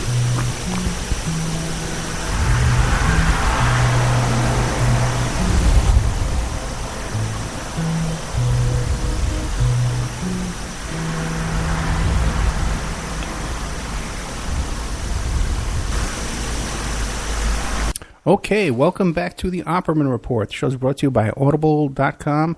I'm your host, private investigator Ed Opperman. We are back. We found Jay. Jay, while you were gone, we got a call that people saw Bobby Kennedy and Peter Lawford entering your home. Are you okay?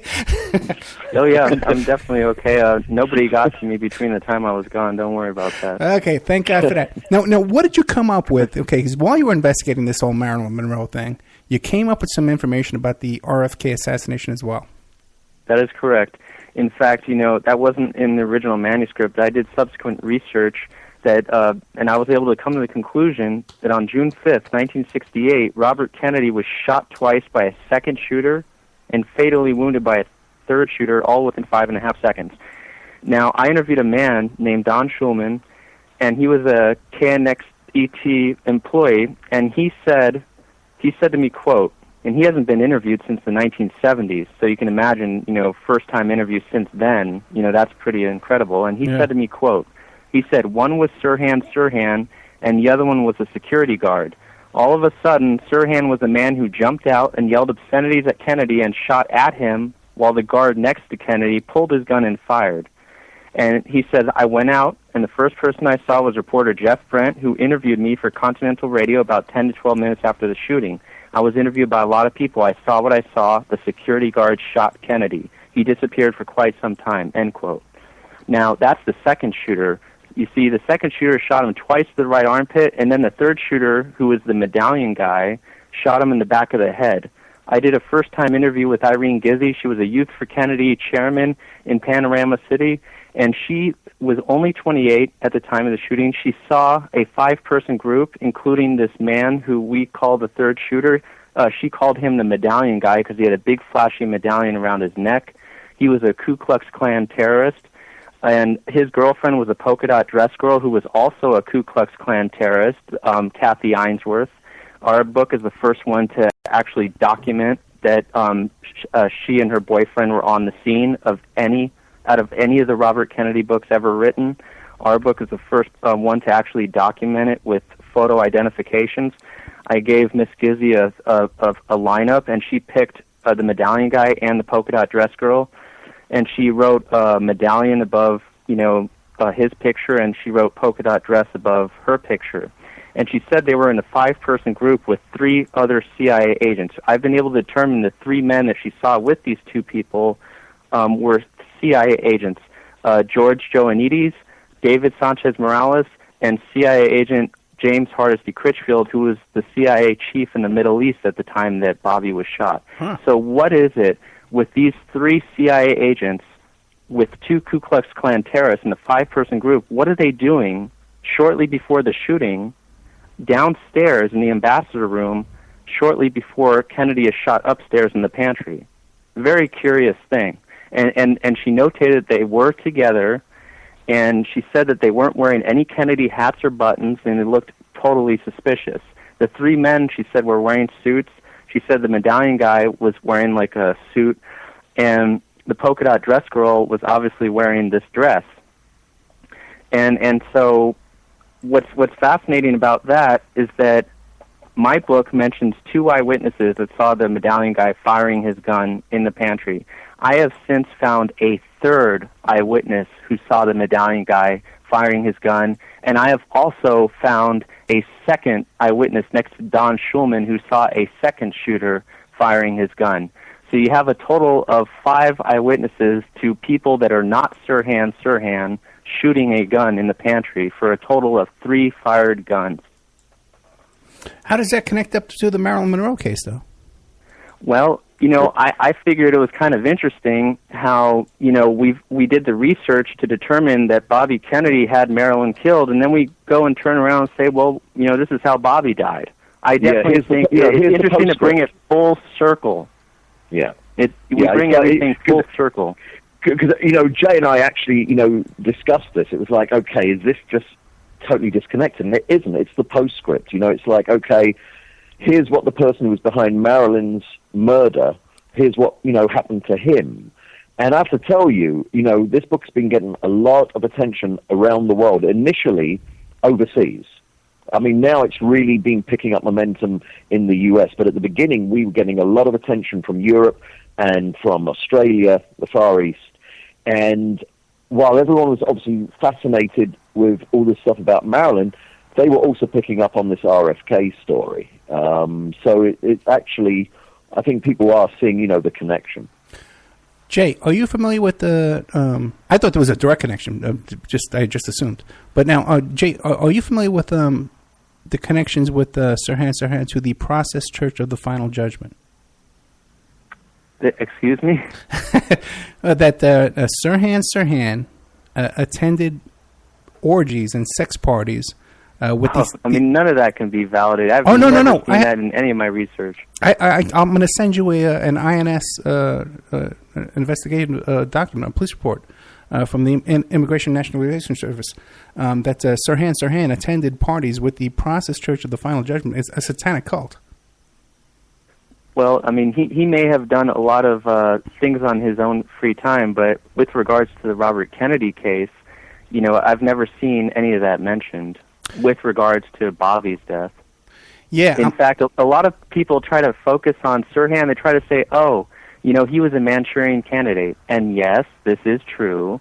But if you don't see any of that stuff in my book, it's because I wanted to focus on eyewitness testimony. I wanted to focus on the stuff that the court isn't going to say this is a sideshow. And you'll never be able to convince anybody that he was a Manchurian candidate. You see, the CIA, hypno-programmed him, and the polka-dot dress girl, Kathy Ainsworth, was his programmer. And she was the one that smiled at him to go into motion.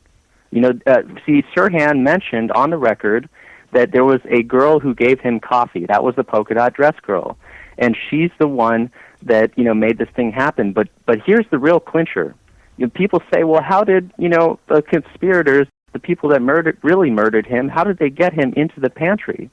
Well, the security guard, was behind him. The ace security guard behind him admitted that he was holding on to his right elbow with his left hand. He's using his right hand for crowd control. He said he wasn't there to protect Bobby Kennedy. He was just there for crowd control. But he's literally holding on to him moments before, the guard himself pulls his gun and fires. You see, the guard's job was to stun him twice to the right armpit while the real killer, the medallion guy, ran over and went bang. And that's why the security guard said he got powder burns in his eyes. It was not from Sirhan's gun because powder burns only go to the back and sides of the gun. They don't go forward, in order to make, it be Sirhan's gun. That's why Sirhan's gun could not have produced the powder burns that the guard got in his eyes. And a lot of people are saying, well, Caesar, you're ridiculous because you just admitted that you killed Kennedy because you provided the fatal shot. That's an argument. That is wrong. He did not provide the fatal shot. It was the medallion guy who shot him in the back of the head. And so a lot of people have tried to blame it all on the security guard, but that is absolutely wrong. What our book is different is that it brings the medallion guy and the polka-dot dress girl into the game when everybody else was not really focusing on them. The fact that we can identify them now makes everything much more clear. Are any of those people alive today? The medallion guy is alive today. He's an alleged born-again Christian. He is a vice president of ministry of the C.S. Lewis Institute. And, our book was accepted into the National Press Club, which is about 7 miles from his church. So it's kind of interesting that, being about 7 miles away from his church, he definitely heard about it, I'm sure. But, we have documentation to prove that this is all true. Again, as I mentioned, I have a third eyewitness who I put under professional forensic hypnotism by someone who's a vice president of the Oregon Hypnotists, a very credible, hypnotist.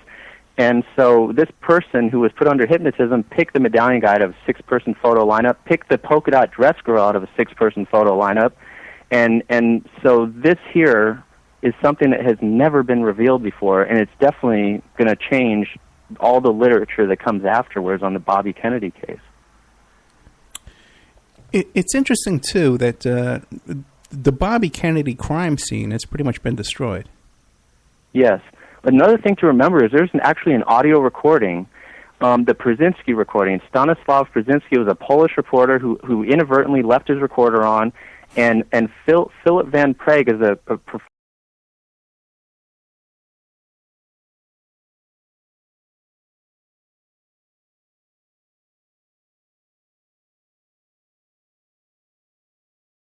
$8 for Sirhan, that's $3 for the security guard, because the security guard missed one time. One of the bullets went right harmlessly through Kennedy's suit coat, as documented, and the other 2 went in his right armpit. So that's 3 for the guard, and then there's 2 for the medallion guy. One of his shots went into the ceiling, and then the other shot went into Kennedy's head. So that's a total of 13.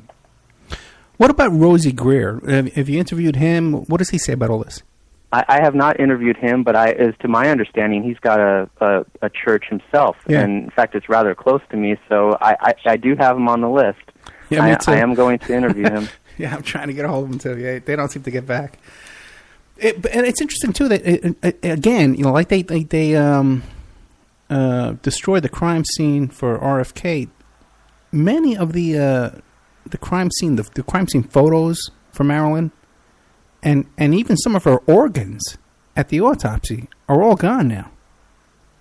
Yes, that is correct. And in fact, John Miner, who oversaw the autopsy with Dr. Thomas Noguchi, John Miner was the deputy district attorney at the time of Los Angeles County, and he said that he was called on a Sunday, and then all the organs were gone. He said it wouldn't have happened until the following day had it been any other case. I mean, he just said that this is just something that just does not happen unless there's some kind of political influence, going on here. He suspected that Coroner Curfey chose to be very political when he said, quote, Coroner Curfey, who was the coroner, he had to make a public statement on August 18th, 1962, and he made a statement. He says, "It is our opinion that it is a probable suicide." And I interviewed Alan Abbott, who was the funeral director, and he was also the pallbearer to Marilyn's funeral, and he said that Coroner Curfey was just coming up with some kind of political solution. This was just bogus. So he knew that there was something wrong with Noguchi, because Noguchi, he said, kept changing his mind about what he claimed were the circumstances. And then, Coroner Curfey comes in and he makes the statement, but he also said that the deputy coroner, Lionel Grandison, who actually saw Marilyn's diary at the coroner's office, he said that Lionel Grandison actually, was questioning that colon. He said, we don't know what she's died of. She's got this purplish discoloration of her colon. I'm not going to sign it suicide, he said. So Coroner Curfey says, I'm going to threaten you with your job if you don't sign that thing. And so Curfey finally says, well, can you put probable suicide on there? And so Lionel Grandison says, fine, I could go with probable suicide, and that's how that came out. Because even Cyril Wecht, the famous pathologist, who's actually Noguchi's friend, by the way, very good friend, he said he never saw probable suicide in all the thousands of autopsies he's ever done. He said you don't see that. You see undetermined death, you see suicide, murder, homicide, suicide, accident, undetermined, but you don't see probable suicide. Yeah, I've never heard the word probable before in an autopsy conclusion. something else I just want to mention when you sort of said about, crime scene. Yeah. In our book, we've got two versions of a police file photo of Marilyn's bedroom, on the day she died, or actually the following day, August the 5th. And in the one that was released, that was put out, you just sort of see this kind of, unmade bed and some of her possessions lying around the room. But the version that we got from a confidential source, which is also published in our book, shows this really large smudge on the wall. We're speculating it could be blood. We don't know for sure. It's a black and white photo, but it's obviously suspicious that they airbrushed this out of the photo that was officially released. What about autopsy photos? Have you seen autopsy photos that could show bruises on her body from being beaten up that night? Well, there was actually this photo that was face down. It's also in our book, in which there's a bruise on her upper back. But curiously enough, why didn't Dr. Thomas Noguchi actually notate that in his official autopsy? He only notated the one that is on her lower back, not on her upper back, which is clearly seen on the picture of her face down on the bed on page 30 of our book. And what's interesting about that is that, in addition, Dr. Thomas Noguchi told biographers Brown and Barham, he said that there were bruises on the arms. And so he's telling these biographers about bruises that he didn't even notate in the autopsy report. Very curious. So there's the one on the upper back, there's a bruises on the arms, which James Hall said that he was responsible for because he pulled her off the bed to get her onto a hard surface so he could work on her and try to save her life. He said that you don't care about bruises when you're thinking about this, you just got to save the patient. There is a photo that's been published before. It was in, I think it was first published in Anthony Summers' book Goddess back in 1985, where you do see Marilyn's lifeless body, and her face is sagging, but that's as a result of the work that was done on her. And there's all the blood in her face, because she was placed face down. They moved her from the guest cottage to the main bedroom, and they laid her face down so that all the blood would pool and disguise any needle marks that were in the left armpit, behind both knees, and the jugular vein in her neck, and of course the one in the heart. You see, the official autopsy noted there was lividity in the chest area, which was right around that heart. So that correlates with that. Is there anything from this investigation that's sealed? I believe that of course, there were sealed records. There was Marty George, who was a Los Angeles photographer. I interviewed a confidential source who knew Marty George, and he went every year. He'd go down to the coroner's office and take pictures of everybody. He knew about Marilyn. He was very interested because days after she died, he wanted to see if he could find out the coroner's report. So he went over there, and there was a sealed report. It was sealed, but he figured that sealed coroner's reports are not legal. So he opened it, broke the seal, and he looked at it. And Marty George saw that there were needle marks in the jugular vein in her neck, behind both knees, and he said that there was an empty stomach. And he's asking, my confidential source and saying, well, what does this mean, empty stomach? And my confidential source tells Marty George it means that she couldn't have died by, oral ingestion of barbiturates, because you would expect to find undissolved capsules in the stomach.